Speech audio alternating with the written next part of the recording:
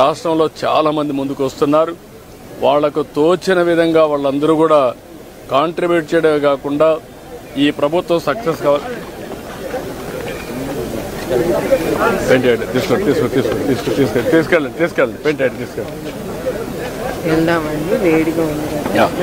ఈరోజు చెప్పి మనస్ఫూర్తిగా ఆకాంక్షిస్తూ అందరికీ నమస్కారాలు. జై హింద్.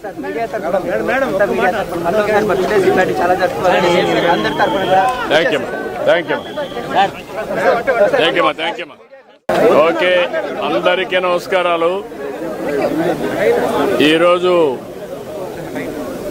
ఇక్కడ అన్నా క్యాంటీన్కి వచ్చి ఉదయం అందరితో కలిసి బ్రేక్ఫాస్ట్ చేయడం చాలా సంతోషాన్ని ఇస్తూ ఉంది.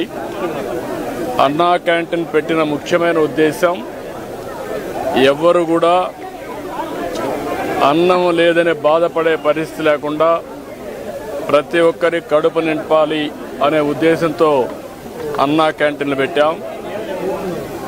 ఈరోజు మనం ఒకసారి చూస్తే ఎన్టీ రామారావు గారు తిరుమలలో అన్న ప్రసాదం కార్యక్రమం ప్రారంభించారు.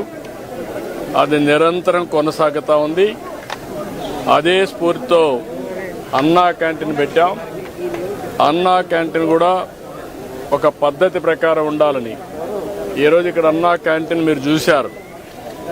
మామూలుగా ఏదో అన్నం పెట్టడం అంటే రోడ్డు మీద పెట్టడం, ఏదో దానం చేసినట్టు బిహేవ్ చేయడం కాకుండా పేదవాళ్ళు కూడా గౌరవప్రదంగా పౌష్టికాహారాన్ని, నాణ్యమైన ఆహారాన్ని పరిశుభ్రమైన వాతావరణంలో తినాలనే ఉద్దేశంతోనే ఈ కార్యక్రమానికి శ్రీకారం చుట్టాం.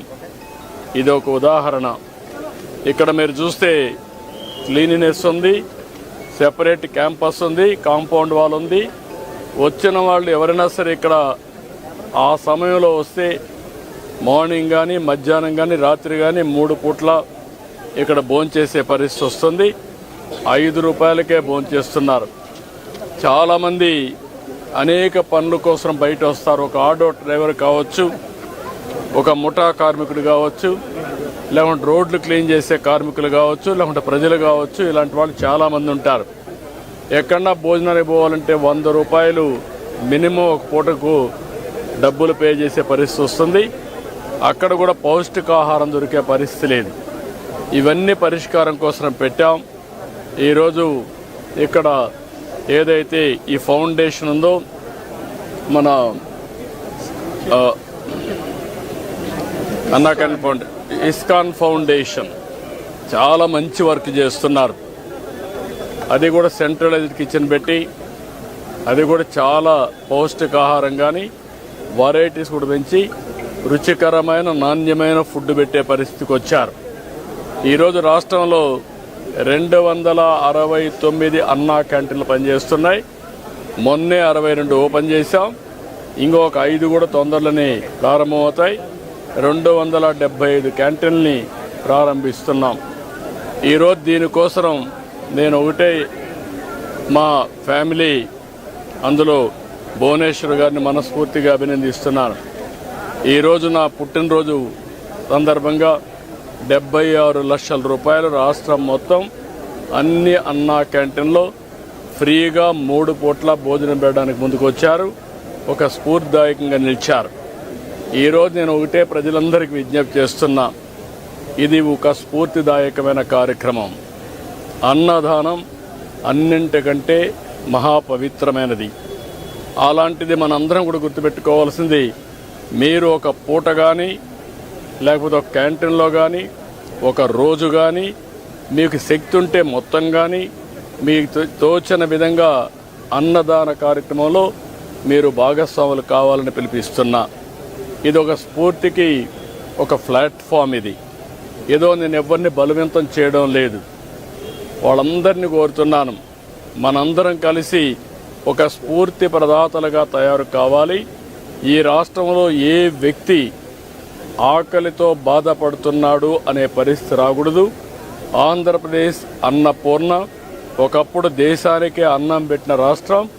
ఈరోజు మన రాష్ట్రంలో ఏ ఒక్క వ్యక్తి ఆకలితో బాధపడకుండా కడుపు నిండా తిండి పెట్టే పరిస్థితి మనం తీసుకురావాల్సిన అవసరం ఉంది. ప్రభుత్వం పెట్టలేక కాదు, ప్రభుత్వం పెట్టగలుగుతాం.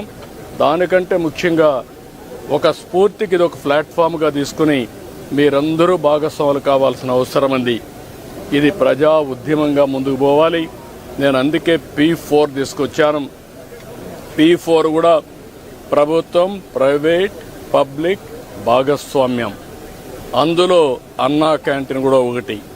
ఇది ఒకటే కాదు, డబ్బులుండే ప్రతి ఒక్కరు కూడా టాప్ 10%, బాటమ్ 20%ని అన్ని విధాలా ఆదుకోవాలి. అందుకే పేరు కూడా MBK అని పెట్టాను. మార్గదర్శి బంగారు కుటుంబం 10-20, 10-20, పైనుండే 20 మంది 10 మంది, కింద నుండే 20 మందిని అనునిత్యం ఆదుకునే కార్యక్రమం చేయాలి.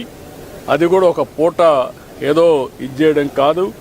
ఒక పూట కాకుండా వాళ్ళని short term, medium term, long term ఈ 3 దృష్టిలో పెట్టుకొని మనతో సమానంగా వాళ్ళ పైకి తీసుకొచ్చే పరిస్థితి, అన్ని విధాలు ఆదుకుని సమాజంలో ఆర్థిక అసమానతను తగ్గించే దిశగా అందరూ ఆలోచించాల్సిన అవసరం ఉంది.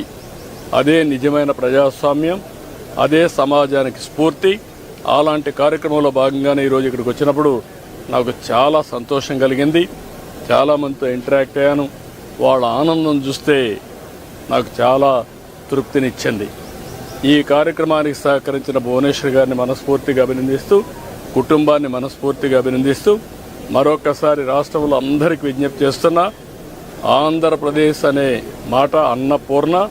ఈ అన్నపూర్ణలో ఎవ్వడు కూడా ఆకలితో బాధపడకూడదు. గడిచిన ప్రభుత్వాన్ని చూసాం, ఇలాంటి బంగారు లాంటి క్యాంటీన్లు. దీన్ని చూస్తే ఎట్లా మనసు వచ్చిందో నాకైతే తెలియదు. పేదవాడికి తిండి పెడితే సహించలేక ఆ క్యాంటీన్లు క్లోజ్ చేసే పరిస్థితికి వచ్చారు. మామూలుగా ఎవరైనా భోజనం పెడతామంటే వాళ్ళ మీద తప్పుడు కేసులు పెట్టి వాళ్ళు అరెస్ట్ చేసే పరిస్థితికి వచ్చారు. అంటే ఇది ఏమీ కాదు, వాళ్ళ యొక్క ప్రవర్తన, వాళ్ళ యొక్క మనసు యొక్క ఆలోచన విధానం. అంటే పేదవాడు తిండి తింటే కూడా భరించలేని వాళ్ళు రాజకీయాల్లో ఉన్నారంటే, పరిపాలన చేశారంటే రాష్ట్ర ప్రజానీకం గుర్తుపెట్టుకోవాల్సిన అవసరం ఉంది. అందుకే మరొక్కసారి కోరుతున్నా, అలాంటి విభిన్నమైన పరిస్థితులకు మనం వ్యతిరేకంగా మనమందరం కలిసి సమిష్టిగా ముందుకు పోయి ఈ రాష్ట్రాన్ని అన్ని విధాలు ఆదుకోవడానికి ముందుకు రావాల్సిందిగా మరొక్కసారి కోరుకుంటూ, రాష్ట్రంలో చాలామంది ముందుకు వస్తున్నారు. వాళ్లకు తోచిన విధంగా వాళ్ళందరూ కూడా కాంట్రిబ్యూట్ చేయడమే కాకుండా ఈ ప్రభుత్వం సక్సెస్ కావాలి. పెయింట్ తీసుకెళ్ళండి పెయింట్ తీసుకెళ్ళండి. ఈరోజు చెప్పి మనస్ఫూర్తిగా ఆకాంక్షిస్తూ అందరికీ నమస్కారాలు. జై హింద్.